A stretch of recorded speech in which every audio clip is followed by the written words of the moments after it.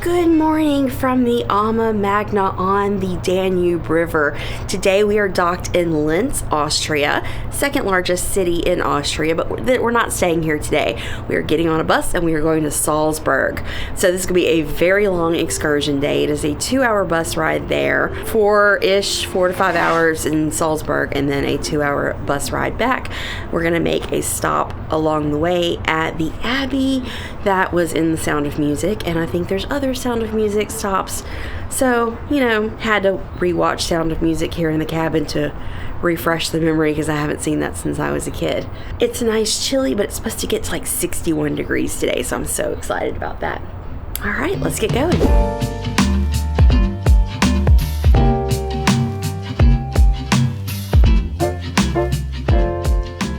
We've been on our bus ride for about an hour and 20 minutes. We've got our first stop in Mondsee. I hope I'm saying that right. Look behind me. That is the Alps right there behind me. We started seeing them as we were on the Austrian Autobahn coming this way. And you can see the snow on the mountains. And just look at that. I mean, I've seen mountains before, but never seen the Alps. That's pretty darn impressive. There's a massive lake right here. It's Mondsee Lake. We're heading right now to the city center, which there's a big, beautiful church. Our guide's saying that we lucked up today because it's beautiful today. I mean, the sun is shining. It's warm outside. Yesterday, it was pouring down rain. So glad we're here today instead. Okay, who recognizes this church? Yeah, I wouldn't have either if I hadn't just watched The Sound of Music last night or this week. That's where the Maria and George von Trapp got married in The Sound of Music.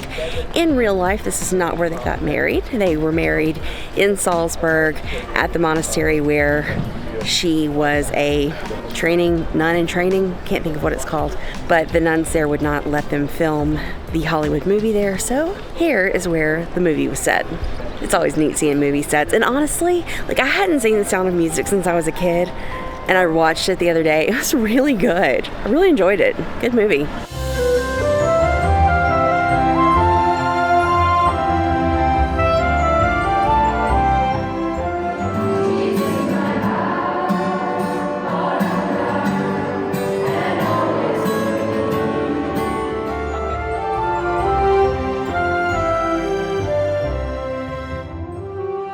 It's an absolutely beautiful church. So, they say, oh, we're going to the church from the wedding scene of The Sound of Music. You're like, all right, great. It's a movie scene. It was chosen for a reason. This is a beautiful church. It's very ornate, very elaborate, and you can see why it was chosen as a movie set. But it was great because there's a choir practicing in there. We got to hear that. Nice experience. So we just have 2 seconds here, quick little break, and then back on the bus on the way to Salzburg. This is such a cute little town. I wish we had more time here, but it's literally just a quick break to see the church, use the bathroom, and we move on to Salzburg. But super cute. I like it here. Mondsee? I think he said it's Mondsee. There's an S in there, which just keeps throwing me off. I want to say Mondsee, but he's saying Mondsee, so I'm going to go with Mondsee.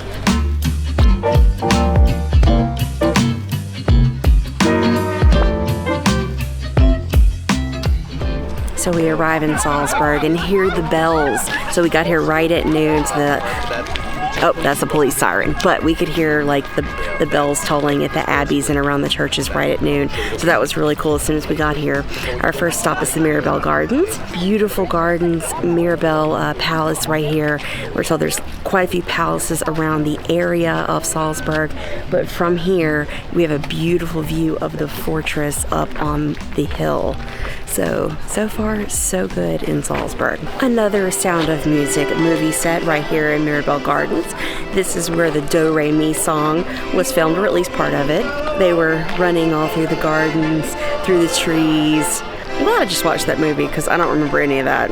This palace was built by an archbishop for his mistress and 15 children. And if you don't know, in the Catholic Church, the priests are not supposed to be having children. They're supposed to be celibate. So that was a big scandal, but obviously it was allowed because the church is right across the street. So behind me right here is Mozart's residence. It's not where he lived as a small child, but when he became a teenager, him and his family lived here. It was a more wealthy place, and he was here until the age of 25. We are about to cross the bridge now and go into the old town of Salzburg. You can see all the locks along the bridge. So these are the love locks of Salzburg right here. As we're walking, he's giving us ideas for where to eat lunch. He said there's a local supermarket. You can go in there and buy snacks and drinks for a lot less than you'll pay in the tourist shops. But he said this is a nice little beer garden. They used to actually brew beer here at Sternbräu, which means Star Brewery. But no more brewery here, but you can still come have a beer and some lunch. Okay, we are getting into the pedestrian-only medieval part of the city, so yay, no more traffic. As it's been like kind of challenging crossing these intersections as a large group. What a beautiful street. So you just you go through this little alley, turn the corner, and you're here, and you've got these high buildings on either side of you with the metal signs coming out. Good view up on top of the mountain. Lots of shops and cafes on this road. Our guide said if you want a local beer, look for this. It's been brewed for hundreds of years here in Salzburg. One of the most famous buildings in Salzburg is the birthplace of Mozart. It's this yellow building behind me, and his family lived in the flat above the words that are on the building. He lived here. This is where he was born and lived until he was a teenager, where he moved to a bigger, nicer house that we showed you earlier. It is currently a museum about Mozart. It's €13.50 if you want to go visit that. Don't think I'm going to do that today. There's too many other cool things to do. This is a typical courtyard of what the construction would have been like in the 1500s. It would have been homes all around, and this would have been like your garden, your backyard, right down here in the courtyard, also where you kept your animals, if you had any. Now it's a little shopping area. Yay, there's a small market going on right out here. So he said if you don't want to spend the time sitting down for lunch, you can come right out here, grab some street food. There's also some vendors out here, so I'm not sure if this is going to be considered an Easter market or if it's just an everyday kind of market. But I'll definitely be back here after the tour. The famous Mozart chocolate, he says it's very good. Here's where the original was invented, but the person who invented it didn't patent it, so they're made everywhere for much cheaper now. We're in the market square now, and behind me is the cafe where the Mozart chocolates are made. So we'll have to pop in and try that. But on the other side of the square is the Cafe Tomaselli, which is the oldest cafe in all of Austria. This is the residence square. It's the largest square in all of Salzburg. And behind me is the Glockenspiel. If you look up in the tower, there are 35 bells that ring 3 times a day at 7 a.m., 11 a.m., and 6 p.m. So unfortunately, we're going to miss it, but that would have been awesome. Beautiful square, and I'm going to try and get a good shot of those 35 bells up in the tower. So the official tour is over and our free time has begun. We've got about 2 hours and 15 minutes of free time here in Salzburg. First up is lunch. Everybody's hungry. It's about 1 p.m. So we're walking back to that market we saw because those sausages and those pretzels look pretty darn good. Okay, back at the market, and I found a pretzel with cheese. So I was expecting, like, when I got it, that they were gonna heat it up and melt the cheese. No, you eat it with the cheese cold. That's yummy. So it's a soft pretzel, but it's on the crispier side, so it's got a little bit of a bite to it.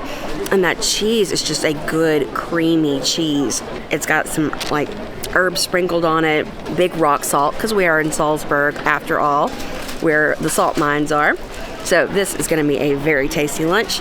And if I can find, I want something specific. They've got the different sausages around here, but I'm looking for the sausage that's got the dough wrapped around it. I had one of those at the market, man, it was so good. So pretzels, cheese, and sausage is what's for lunch today. So we found some steps in front of a very old building to sit and have lunch in the shade and just sit and watch the market as people go by. So the pretzel was good. Now, there's cheese right over there across from me. There's sausages around, and there's chocolates. So what's next?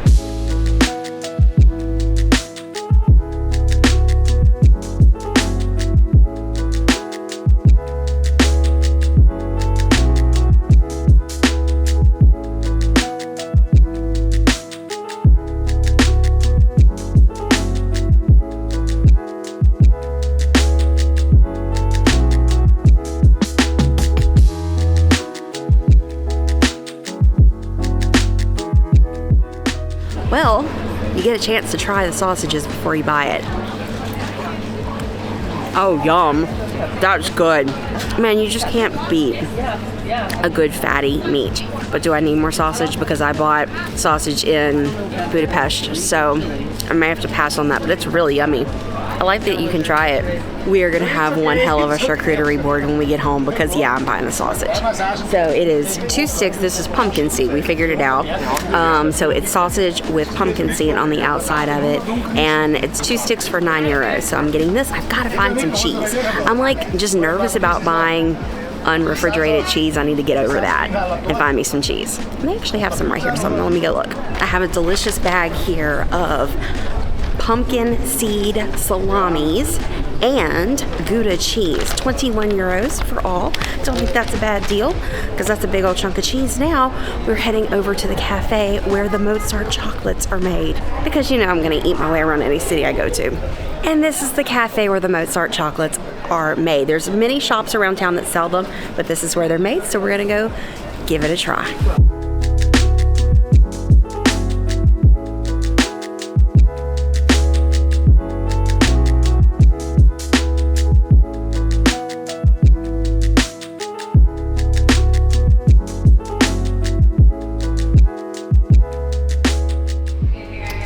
So of course we had to come into the cafe, have some hot chocolate, delicious, and a Mozart ball. So these are about €2 per candy. There's pistachios, chocolate. Let's break into this and see what it tastes like.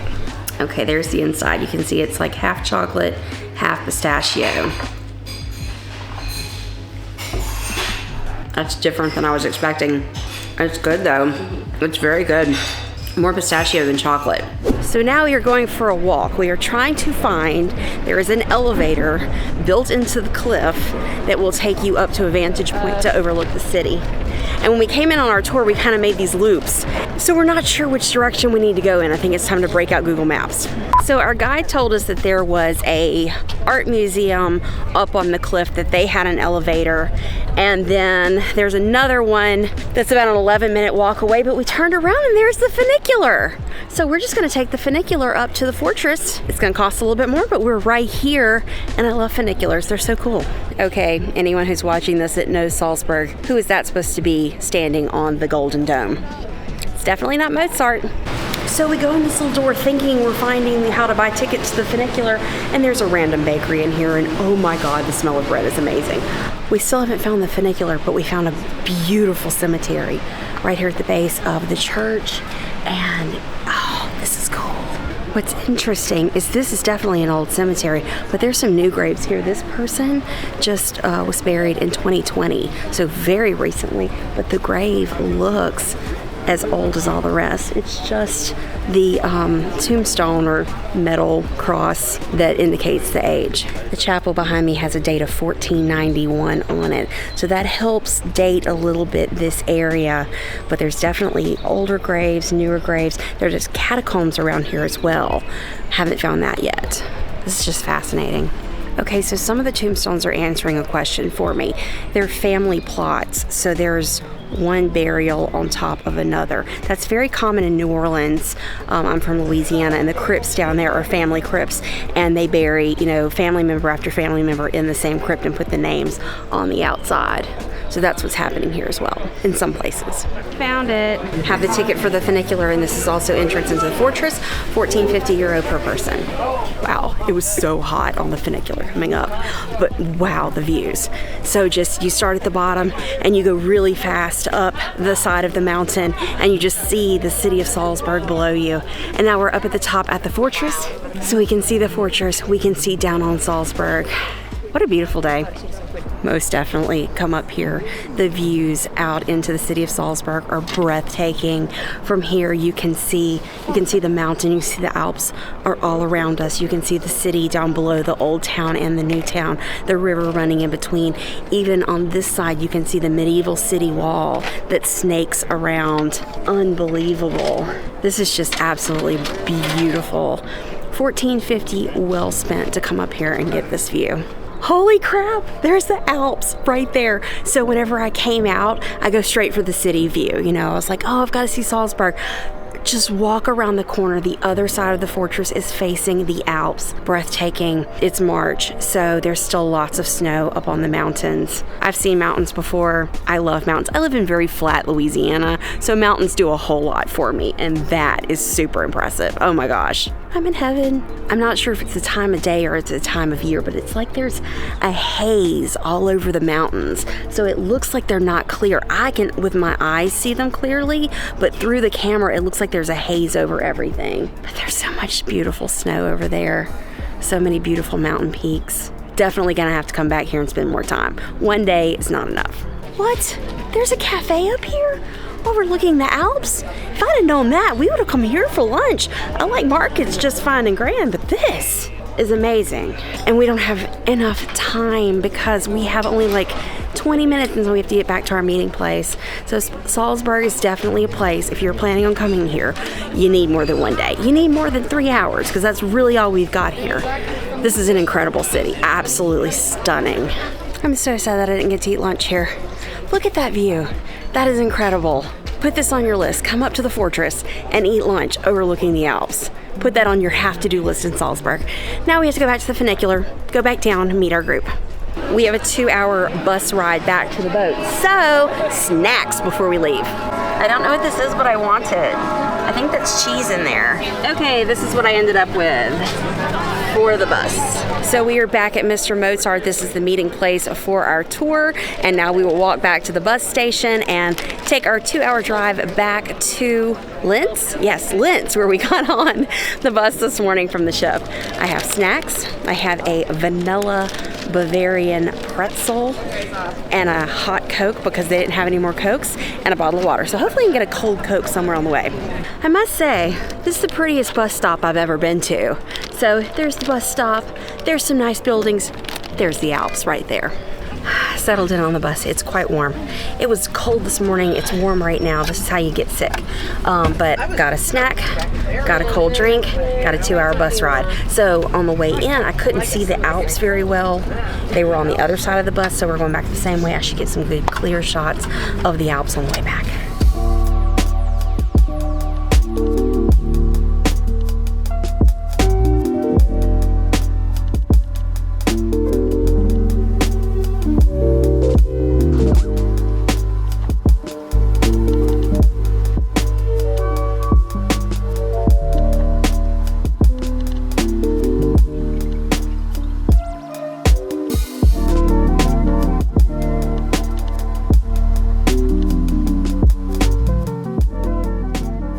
What a day. So we've made it back from Salzburg. Amazing city. I really, really wish we would have had more time there. Just so picturesque and beautiful. We're back in Linz and we've got, I don't know how long until we sail, but we will be in Germany tomorrow. So this is our last day in Austria. We will be in Passau in the morning and then I'm sure I'm saying that wrong, in the evening, and that's where we end our cruise. Okay, a couple of tips about traveling to Europe this time of year. Number one, dress in layers. It's cold in the morning, like brisk, like you need a jacket, and then by midday you're sweating. So like I had a thin long sleeve shirt on. I could have had a short sleeve and been even more comfortable. Second tip, wear some sort of sunblock on your face, either like a moisturizer that has some SPF in it, because there's a lot of wind, so you're getting like, you can see my face is red. It's been red for days. There's a little bit of wind burn in there and then a little bit of sunburn, so a couple of things there. Other than that, this is a great time of year to travel. You just got to be a little bit prepared for the temperatures and the weather, and you're gonna have a great time. Yeah, I got a little sinus thing going on, but I'm just prone to it. You know, it's just, that's me. I've gotten sinus issues my whole life, so it's just something I deal with, and I bring medicine and I just keep on rolling. So tonight, our group is having dinner in al fresco. So I'm excited about that because that is the venue at the front of the ship, and hopefully we will be sailing while we have dinner. So from Linz, you had a couple of different options for excursions. I went to Salzburg. But Sarah chose a different excursion and she went into the Czech Republic, and I'm gonna let her tell you a little synopsis about that excursion. Today I did a different excursion from Elisa, and I chose to go to the Czech Republic, to Český Krumlov, which was amazing. It's a little town. Český Krumlov translates to Crooked Meadow, and we'll insert a picture so you can see a picture of the town and how it probably got that name. The town itself dates back to 1253, and it's an amazing little town to go hike around. A lot of up and down cobblestone roads, a beautiful castle. We'll insert some footage so you can see, you can hike to the top of the castle, beautiful views of the city. The castle has a moat which holds bears, and so we got to see one of the bears today. It was a beautiful day. It was about 65 degrees there, and she said unusual weather for this time of year. So we're at the end of March, and it just was a beautiful day to be in that city exploring. And now it is time for dinner. So we have group dinners these last 3 nights. Tonight is an alfresca. I am not dressed up, but a little bit nicer because it is the captain's gala. On the waterways is very casual if you want to be. If you want to get all fancy, you absolutely can. But if you're more on the casual side like I am, it is absolutely perfect because you just need to kick it up a little notch for the captain's dinner, not go crazy fancy. So head to dinner now. So that was an interesting dinner. It is a 7-course prefix menu. You only choose an appetizer and an entree. Everything else, and you only choose from 2 items, but everything else is, you know, what you're going to get. I can say the pumpkin soup was amazing. That was delicious. And the steak I had was really, really good. There was just a very small portion of it. So I guess they figure they're giving you 7 courses, the portions need to be small. But I am full, so I can't complain about that. And that's a wrap for today. I am exhausted. Going to sleep, getting up. Tomorrow morning, we will be in Germany. If you're new to this channel, be sure and hit that subscribe button and the notification bell. If you like this video, give it a big thumbs up, and we'll see you tomorrow. Bye.